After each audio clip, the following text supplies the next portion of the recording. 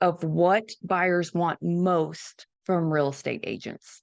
So, did you know across all demographics, regardless if you're a boomer or a millennial, number one on the buy side is helping them find the right home? That's number one. You think they can do it on their own between their own apps that we all have access to, like realtor.com?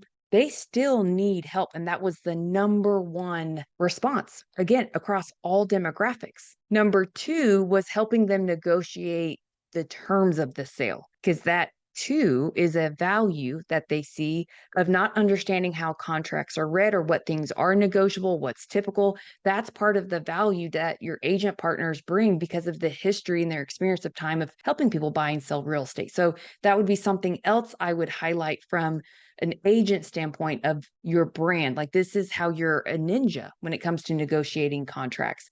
Also, not just from the terms of the contract, like option period, earnest money, but also how to strategically negotiate the price. Like, maybe it's we go above list price because we're asking for a seller concession.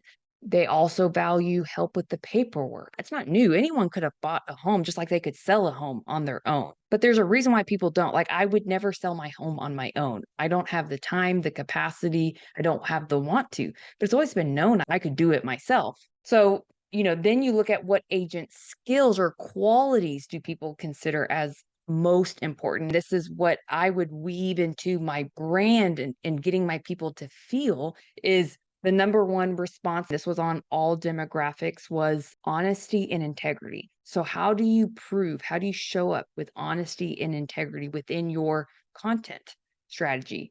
Responsiveness. This was valued as number two across all demographics, guys.